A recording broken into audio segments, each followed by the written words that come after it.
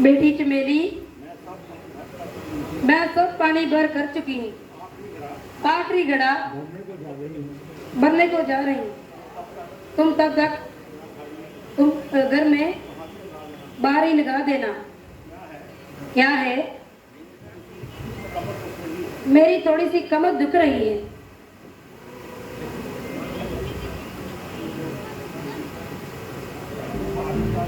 घर को भारी लगा देना? क्या मैं तेरी टैलवी हूँ? बड़ी आई पानी भरने का, मुझ पर एहसान करने वाली। आखिरी घड़ा भरने को जाती हूँ। जाती है तो जा। क्या मेरे लिए जाती हो? अपने खसम के लिए जाती हो? अपने बेटे के लिए जाती हो? अहेतों के लिए जाती हो?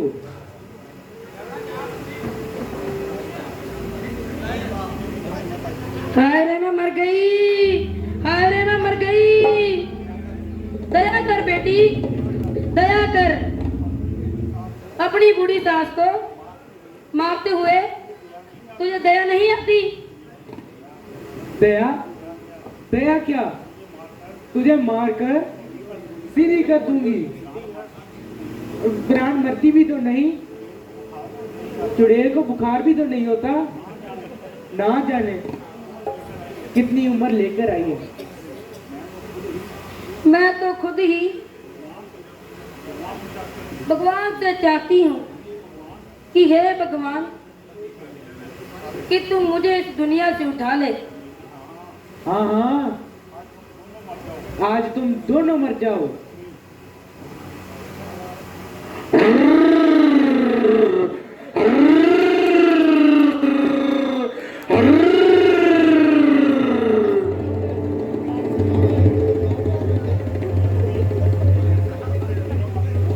इन्हें मत कोस, मुझे चाहे मार, इन्हें मत कोस। मैं तो ऐसे ही कोसूंगी। तुझे ये बूढ़ा प्यारा है, पालने में जुलाब, पालने में।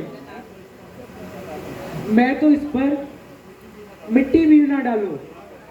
तेरा बेटा मेरे बस में नहीं। मैं इनको बता देती हूँ।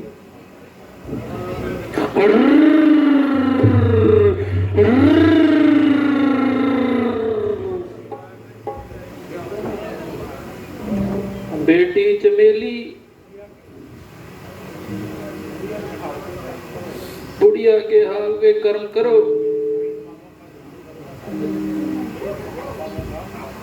मेरे सफेद बालों का ध्यान करो।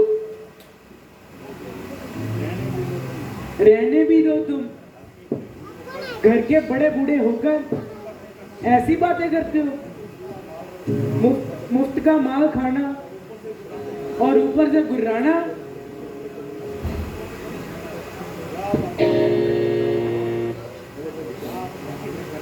जाओ अपने खसम से भारी तलवारा।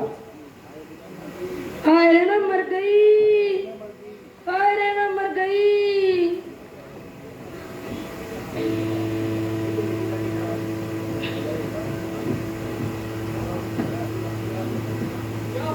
क्या हुआ?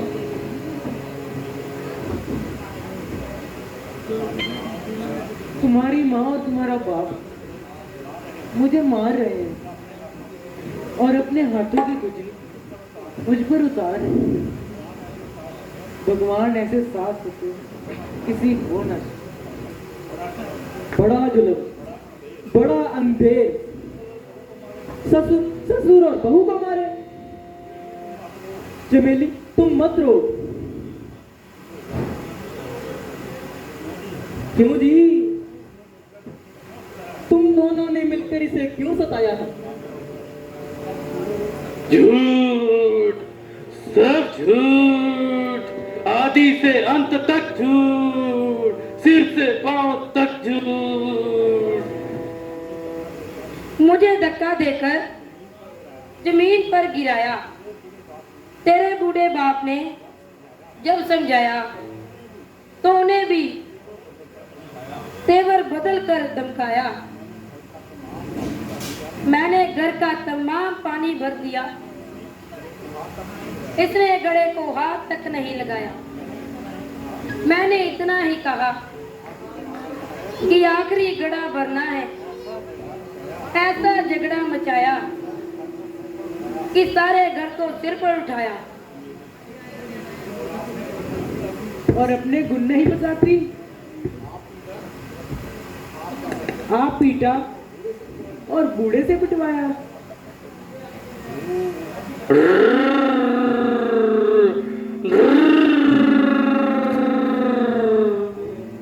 झूठ, सब झूठ, आदि से अंत तक झूठ।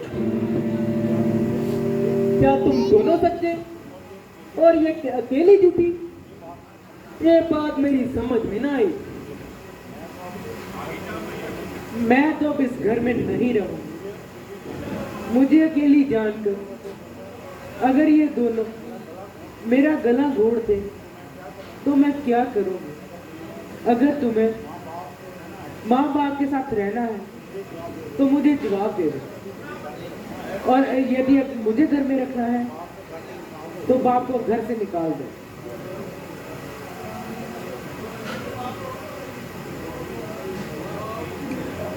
देखो जी,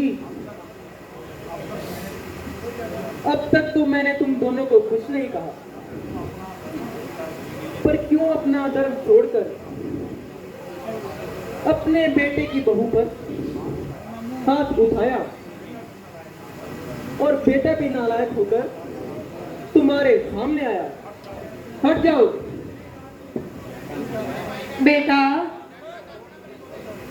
एक नाजीज औरत के कारण माँ बाप से लड़ने को तैयार होता है। क्या माँ बाप से ज्यादा औरत को समझता है?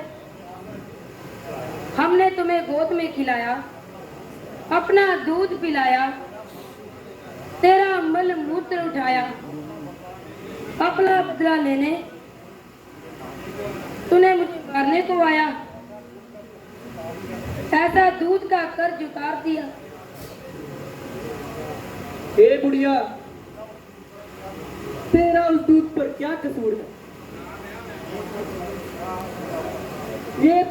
ये तो कुदरत का दिया हुआ था। बेटा, जरा श्रवण कुमार के मकान पर जाके देख। सपूत अपने माता पिता की कैसी सेवा करता है और तू रोज इस तरह लड़ता है। श्रवण जैसा मैं मूर्ख नहीं हूं। तुम्हारी सेवा करते करते इतना बड़ा हो गया, परंतु आज तक तुम्हारी तरफ से मुझ पर गालियों की बौछार है। इसलिए चमेली की खातिर मुझे ये स्वीकार है। तुम्हारी सेवा का फल अंधकार है और चमेली की खातिर चलने में बहार ही बहार है। बेटा, माता पिता को सेवा करके जो फल प्राप्त होता है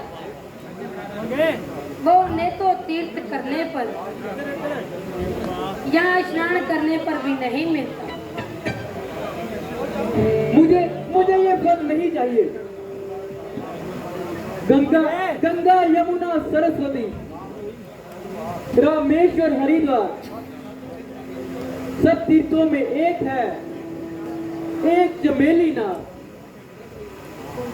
हाँ, दुनिया वाले हमारे घर का जलवा देखकर हंस रहे हैं। ये नहीं जानते उनके जहां भी यही क्लेश है, यही लड़ाई और कजिया रहता है। बस जाओ, मगज मारी छोड़कर और घर का काम करो। बुढ़िया, तू जल्दी से रसोई बना। और ए बूढ़े, तू जल्दी से मेरे कमरे में झाड़ू लगा। नहीं जाओगे? नहीं जाओगे?